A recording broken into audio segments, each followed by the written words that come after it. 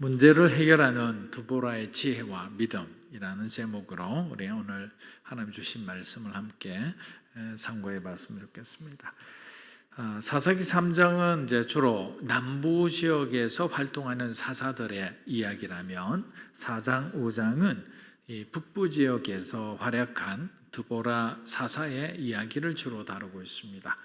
당시 이스라엘은 지파별로 생활하는 어떤 부족 공동체의 성격을 가졌습니다.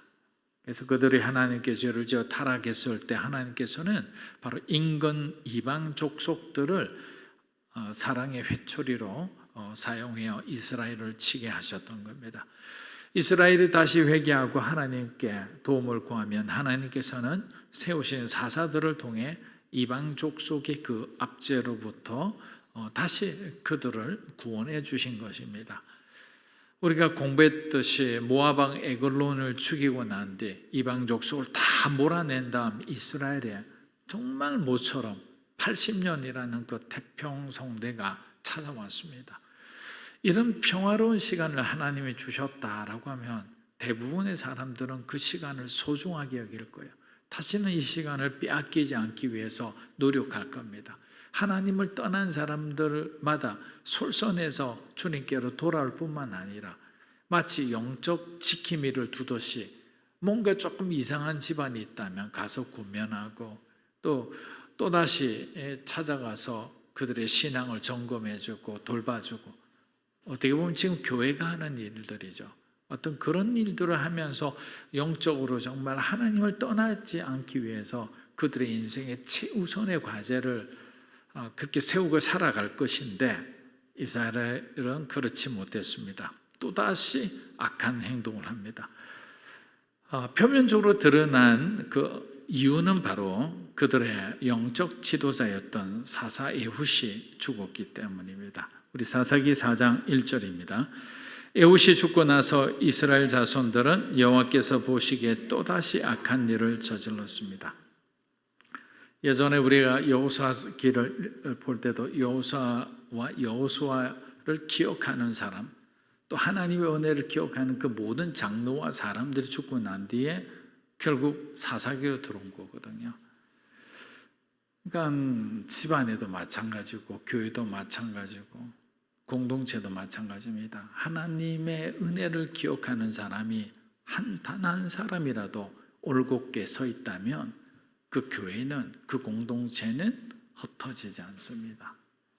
그런데 그것을 기억하는 사람들이 모두 사라지게 되면, 다른 말로 하면 신앙의 계승이 되지 않는다면 아무리 지금은 이스라엘처럼 태평성대를 누리며 정말 승승장구하는 그런 어떤 나라도 한순간에 무너지고 만다는 거예요. 그만큼 우리가 신앙의 개성은 우리 가정에 있어서는 아주 인생의 첫 번째 목표로 삼아야 되는 거죠. 좋은 대학 갔다고 좋아할 것이 아니라 아이들이 정말 신앙으로 하나님 앞에 늘 다가가는 그 모습을 칭찬해주는 부모가 되어야 되는 겁니다. 이스라엘의 역사는 죄악의 악순환의 역사였습니다. 여호와의 목전에 악을 행했다는 표현은 사사 에훗이 등장할 때 똑같이 나왔던 표현입니다. 변함없이 반복되는 인간의 이 죄악의 역사를 어떻게 멈출 수 있을까? 우리들의 힘과 의지로는 도저히 불가능해 보입니다. 그래서 우리는 그리스도의 은혜가 없이는 살 수가 없는 것입니다. 저와 여러분도 예수님께서 십자가의 죽음을 통해 우리 죄를 사해 주시지 않으셨다면 우리는 이곳에서 있을 수도 없는 존재입니다. 날마다 죄의 그 고통 가운데 살아갈 수밖에 없는 그런 심각한 죄인들인데, 주님의 죽음을 통해서 죄로부터 해방시켜 주셨기 때문에 우리가 이제는 당당히 세상을 호령할 수 있는 믿음의 사람, 그리스도인이 된 것입니다. 그런데 그런 그리스도인이 되었음에도 우리의 어떤 영적인 위치를 망각하고 살아갈 때가 많은 겁니다. 그렇게 우리는 늘 하나님 앞에 겸손한 마음으로 살아야 합니다. 왜냐하면 하나님께서 우리를 지켜보고 계시기 때문입니다. 사사기 4장 2절에서 3절 우리 한번 읽어보겠습니다. 그러자 여호와께서는 통치하는 가나안 왕 야빈의 손에 그들을 팔아 넘기셨습니다. 그의 군대 대장은 시스라였는데 그는 하루셋 학구임에서 살았습니다. 야빈은 쇠로 만든 전차 900대를 소유하고 있었습니다. 그가 20년 동안 이스라엘 자손을 심하게 억압했기 때문에 이스라엘 자손들이 여호와께 부르짖었습니다. 하나님께서는 가나안 북부 지역의 하소를 다스리고 있는 이 야빈에게 이스라엘을 팔아넘기셨다. 여러분, 이 구속이라는 단어는 값을 지불하다는 뜻이죠. 그러니까 하나님이 우리를 구속하셨다는 것은 우리의 죄에 대한 대가를 지불하고 우리를 다시 속량해서 데리고 찾아오셨다라는 의미예요. 근데 팔았다는 것은 이제는 하나님이 갖고 있던 그 소유권을 그 야빈에게 주셨다라는 거예요. 이처럼 정말 어떤 암담한 그런 상황이 어디 있습니까? 그 정도로 하나님은 진노하셨다. 요셉의 형들이 미디안의 상인들에게 요셉을 팔아넘긴 것과 마찬가지입니다. 요셉은 더 이상 야곱의 소유가 아니라 이제는 애굽의 소유고 미디안 상인의 소유가 되었던 겁니다. 그런데 3절을 보니까 야빈이 강할 수밖에 없는 이유가 등장하는데 그가 무려 철병거를 900대나 가지고 있었다라는 겁니다. 이스라엘은 전통적인 유목민족이죠. 그리고 청동기 문화에 익숙한 사람들입니다. 그런데 청동기 문화의 사람들이 철기 문화의 사람들과 전쟁을 하니 하나님이 도우셨기 때문에 이길 수 있었지, 사실은 이길 수 없는 전쟁을 하고 있었던 겁니다. 여러분, 이거 잘 기억하십시오. 저와 여러분이 하나님의 도우심이 없이는 세상과의 전쟁에서 이길 수 없는 사람들이에요. 세상의 그 수많은 유혹들 어떻게 여러분들이 다 이겨낼 수 있겠습니까? 세상이 여러분들의 마음을 공격해대며 생각과 마음을 통해 완전히 사단의 밭으로 만들려고 지금도 매일 불화살을 쏘고 있는데 그것을 어떻게 견디내고 어떻게 방어할 수 있겠습니까? 에베소서 6장 우리 11절부터 그 말씀처럼 하나님께서 우리에게 전신갑주를 입혀주셨기 때문이잖아요. 아담과 하와에게 가죽옷을 입혀주셨듯이 하나님께서 저와 여러분을 철저하게 방어해 주셨기 때문에 우리는 그 사단의 공격과 유혹으로부터 우리는 날마다 승리하며 살아갈 수 있었는데, 마치 우리가 뭔가 철병거를 가지고 있는 능력을 가지고 있는 사람처럼 착각하며 살아가는 거예요. 그렇지 않아요. 은혜로 살아가는 거예요. 그분이 정말 우리의 어떤 완전한 방패가 되어 주셨고 피난처가 되어 주셨기 때문에 살아갈 수 있는 거예요. 그런데 이들은 무엇을 바라보고 있습니까? 하나님을 바라보지 않고 철병거를 바라보고 있는 거예요. 세상의 그 보암직한 무기를 바라보면서 그 무기를 손에 넣으면 이길 수 있다는 이상한 착각을 하기 시작한 거죠. 그 정도로 세상은 교묘합니다. 철병거를 가져서 이길 수 있는 게 아니라 하나님이 그 철병거를 가진 자들을 이기게 해주셨음에도 영적으로 어느 순간에 혼란해지기 시작합니다. 분별력을 상실하게 됩니다. 사랑 여러분, 철병거를 바라보다 하나님을 놓치는 어리석은 사람이 되지 않기를 주의 이름으로 축복합니다. 앞서 말씀드린 것처럼 지금까지 숱한 전쟁에서 그들이 싸워 이길 수 있었던 것이 철병거가 있었음입니까? 아니잖아요. 철병거가 없음에도 이겼음에도 그들은 철병거에 눈이 팔려 여호와 신앙을 잃어버린 것입니다. 영적 우선순위를 바로잡지 않으면 우리는 세상과의 전쟁에서 결코 승리할 수 없습니다. 여러 가지 이유로 혹시 하나님과의 친밀함을 놓치신 분들이 있다면 다시 주의 이름으로 권면합니다. 여러분의 개인 예배와 교회 예배를 회복하시기를 축복합니다. 거기서부터 다시 살아날 수 있는 거예요. 교회 예배를 드리고 개인 예배를 드리더라도 여러분의 마음 가운데 감동이 없다면, 형식으로 드리고 있다면 그것도 하나님 앞에 기도해야 돼요. 형식으로 드리고 포장된 어떤 마음으로 뭔가 그 지레적으로 드려봐야 아무런 능력이 없습니다. 예수님 말씀하신 대로 신령과 진리로 드려야 되는 거예요. 성령 하나님 우리에게 감동을 주셔서 진리 대신 예수님을 바라보는 시간이 바로 예배 시간이죠. 우리는 날마다 예배 때마다 누구를 만나야 됩니까? 주님을 만나야죠. 십자가의 주님을 만나고 부활의 주님을 만나고 다시 우리를 찾아오실 주님을 만나는 것이 바로 예배인데, 다른 것으로 위로를 받으려고 하면 안 됩니다. 다른 어떤 우리에게 어떤 방법, 비법, 이거는 철병거입니다. 철병거. 예수 그리스도를 믿는 본질적인 믿음을 갖고 있으면 우리는 승리할 수 있어요. 다른 것을 구하면 안 돼요. 다른 길을 구하면 안 되는 거예요. 그곳에서 다 이렇게 길이 연결되는데 뭔가 우리를 이렇게 부하게 해주는 성공으로 이르는 어떤 방법, 이런 게 어디 있습니까? 하나님 잘 믿으면 하나님이 복을 주시는 거죠. 사사기 4장 4절에서 5절입니다. 랍비도의 아내인 여예언자 드보라가 사사로서 이스라엘을 통치했습니다. 그녀는 산간지대의 라마와 베델 사이 드보라의 종려 나무 아래에 앉아 있곤 했는데 이스라엘 자손들이 재판을 위해 그녀에게 찾아왔습니다. 자, 새로운 구원자로 세움받은 인물은 여선지자 드보라였습니다. 이스라엘의 역사 중 여자가 사사가 되는 일은 이 드보라가 처음 있는 일이었거든요. 그러면 왜 하나님께서 이스라엘에 수많은 남자들이 있는데 남자 리더십을 제하고 예루살렘에서 먼 곳에 살고 있는 별로 주목받지도 못하는 이 북부 지역에서 이 여자 사사를 선택해 이스라엘의 구원자로 삼으셨을까요? 드보라에게 과연 어떤 믿음이 있었길래 하나님이 그녀를 사용하셨을까요? 사사기 4장 6절에서 7절입니다. 그녀는 납달리의 게데스에 사람을 보내 아비노함의 아들 바락을 불러 말했습니다. 이스라엘 하나님 여호와께서 내게 명령하셨다.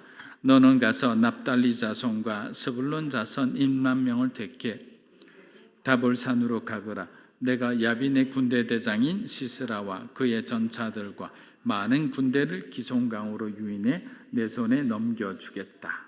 사사 드보라는 굉장히 지혜로운 리더십이었습니다. 드보라는 이스라엘의 구원을 위해 그녀가 선택한 군대 장관은 이 바락이라는 사람입니다. 바락이라는 말뜻은 번갯불이라는 어떤 이름인데, 사실 훗날 히브리서 우리가 11장에 보면 그 영웅들의 어떤 서사에 대한 기록들이 있습니다. 그곳에 기록이 될 정도로 그는 이스라엘을 위해서 큰 역할을 하는 사람입니다.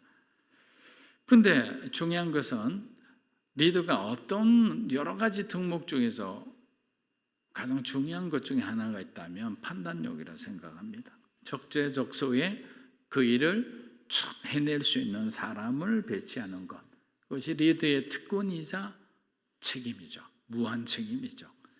드보라는 유력한 유다 지파나 에브라임 지파에서 사람을 선택하지 않았어요. 그녀는 납달리 지파 출신의 바락을 평소 눈여겨보고 있었던 겁니다. 여러분, 납달리 지파, 스불론 지파 잘 모르잖아요. 유다 지파 하면 예수님의 어떤 계보를 잇는 어떤 그 중요한 지파다 이런 생각해서 여러분 가까이 있지만 납달리, 스불론 제대로 공부한 적도 없을 겁니다. 그런데 하나님은 이곳에서 군대 장관을 만들고 스불론과 이 납달리 지파에서 1만 명의 병사를 일으켜서 철체절명에 빠진 20년이라는 시간 동안에 애굽의 노예처럼 살아가던 이스라엘을 구원하신 거예요. 하나님은 어떤 방법으로 우리를 구원할 줄 몰라요. 여러분들이 지금 기대하는 그 정말 유력한 사람들이 우리를 구원하는 것이 아니라 생각하지도 못한 곳에서 여러분에게 도움이 찾아오는 거예요. 그렇기 때문에 우리는 드보라처럼 하나님을 바라보는 그 중심을 딱 잡고 조금 더 흔들리지 말고 사람의 말이나 어떤 행동이나 주변의 어떤 상황에 흔들려서는 안 돼요. 주님을 바라보고 우리가 서 있다면 하나님은 하나님의 시간에 모든 것을 하나님의 뜻대로 만들어 가시는 거예요. 누구도 패자가 되지 않게 해주십니다. 사사기 4장 8절에서 9절입니다. 바락이 드보라에게 말했습니다. 만약 당신이 나와 함께 가면 나도 갈 것입니다. 그러나 만약 당신이 나와 함께 가지 않으면 나도 가지 않겠습니다. 드보라가 말했습니다. 내가 분명 너와 함께 가겠다. 그렇지만 내가 가는 일로는 내가 받을 영광은 없다. 여호와께서 한 여자의 손에 시스라를 넘겨줄 것이기 때문이다. 그리고 드보라는 일어나 바락과 함께 게데스로 갔습니다. 여러분 8절을 바락의 말을 들으면 마치 신앙 고백적인 말처럼 들리지만 사실은 하나님 앞에는 굉장히 불신앙적인 말이죠. 만약에 이제 드보라였다면, 여러분이 드보라였다면 이 바락이 딱 여러분 손을 붙들면서 아니 우리 예를 들면 저 같은 목사님이 가시지 않으면 저도 안 가겠습니다. 목사님이 가면 저도 따라가겠습니다. 괜히 기분 좋을 만한 말을 같이 들리잖아요. 근데 드보라는 이런 말에 흔들리지 않고 하나님의 관점에서 이 사람을 조언을 해줘요. 이 일로 인해서 이 일에 대한 너의 영광은 없다라고 하는 거예요. 여러분 보세요. 사람을 더 의지해서는 안 되는 거예요. 어쩌다 보면 우리를 막 지금 당장 도와줄 그 사람이 눈에 보이기 시작하면 하나님 보이지 않아요. 저도 아파봐서 알잖아요.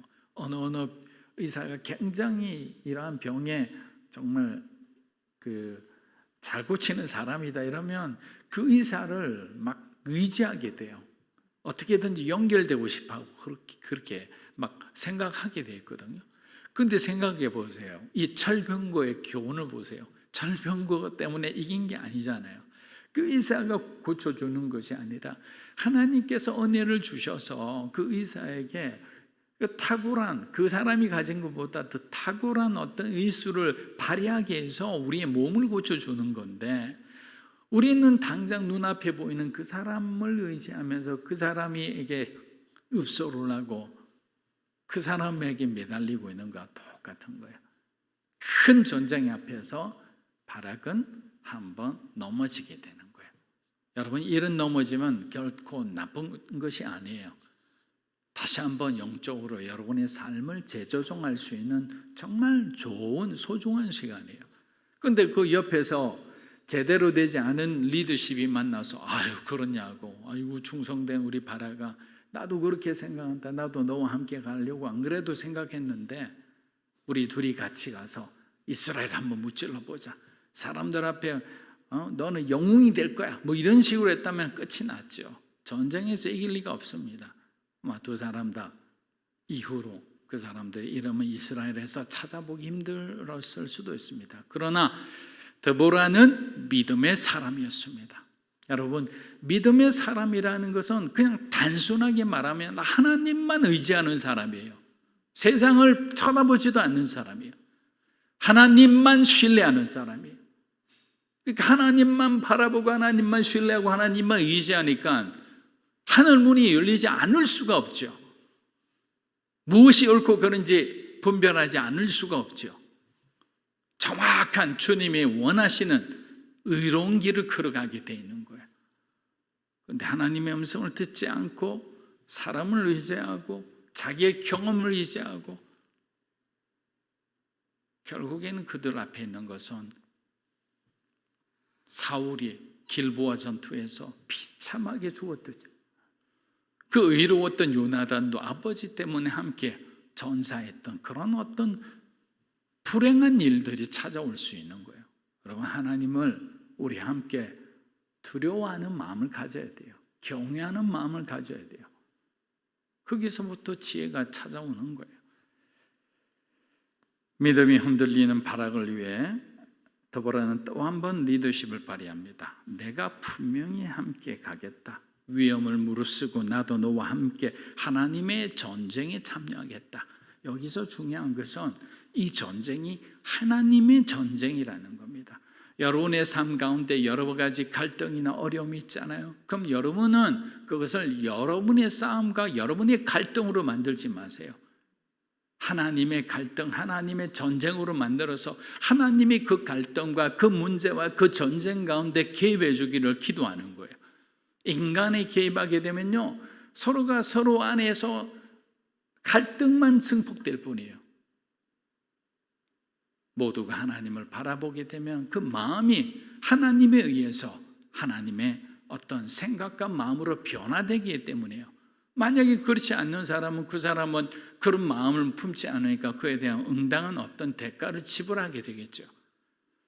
여러분의 삶에 있는 모든 것이 하나님의 소유가 되게 하기를 주의 이름으로 축복합니다. 하나님은 이러한 드보라를 더욱 높여주셨습니다. 사랑하는 여러분, 우리는 이미 승리한 결과를 보고 하나님을 찬양하고 드보라의 믿음을 칭찬하지만 만일 우리가 이 현장에 있었다면 드보라와 바락이 얼마나 무모한 일을 벌이고 있다는 것을 잘 알 수 있을 겁니다. 마치 초등학생과 UFC 그 격투기 선수하고 붙는 것과 마찬가지예요. 삶의 어려움이 찾아오고 선택의 혼란이 찾아올 때 그리스도인들이 해야 할 일은 무엇입니까? 오직 하나님의 말씀에 귀 기울이고 하나님이 무엇을 내게 말씀하시는지, 무엇을 가르쳐 주시고자 하는지 하나님 앞에 집중하는 그러한 시간입니다. 주일날 제가 말씀드렸죠. 인내라는 정의가 우리의 모든 영혼이 하나님께 집중되어진 상태가 인내라 했습니다. 그러니까 다른 것을 아무리 힘든 일이 찾아와도 이겨내고 걸어갈 수 있는 게 문제에 우리 에너지를 빼앗기지 않잖아요. 어떤 말에 상처받지 않잖아요. 하나님을 끝까지 신뢰하고 믿음으로 승리하는 우리 성도 여러분이 되기를 주 여러분 축복합니다.